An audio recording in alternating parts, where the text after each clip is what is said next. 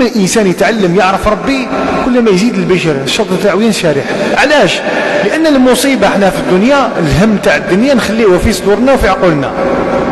بصح اللي يعرفوا ربي يقول لك مولاها ربي، ما قلتلاش واش ندير وشنو، دراهم مولاها ربي، السكنة مولاها، الخدمة، الزواج، الحالة، كل شيء مسطر ومكتوب عند الله سبحانه وتعالى. علاش نتايا دير الهم والغم من نفسك والدنيا هذه يتسير؟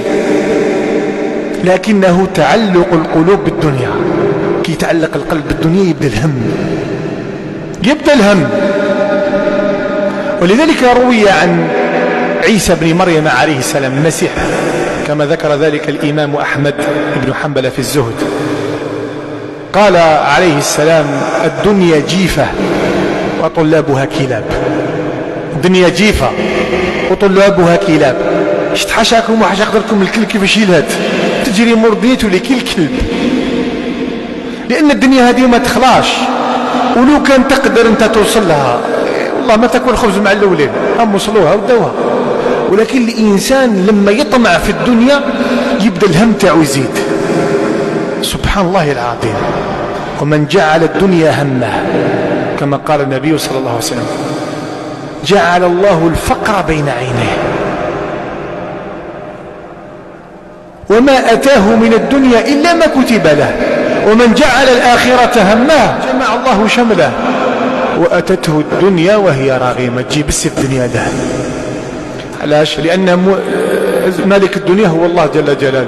علاش عليا أنا نحط راسي في الدنيا وهو ربي وقاسم الرزق؟ ربي قال لك حاجة، اتخذ السبب الشرعي، دير الطريق المليحة، ما تروحش الحرام. هذا ما كان. وش كاتب لك من رزقك يجيك؟ تدي مليون تدي مليون، تدي 100,000 تدي 100,000. اقنع بالحاجة اللي أعطاها لك ربي. هذا ما كان. كان ما يقدرش ملهوف الدنيا نزيد ونزيد ونزيد. سبحان الله، هل من مزيد؟ ولذلك يبقى دائما في الهم، غم شاكل حور في الصدر طونسيون.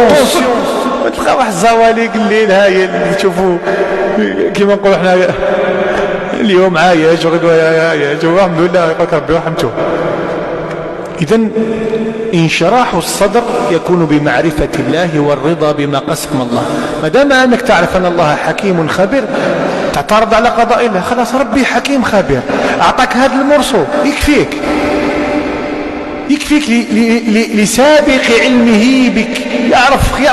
يعرف وش يصلح لك ربي سبحانه وتعالى. ارضى فقط بما قسم الله لك تكن أغنى الناس.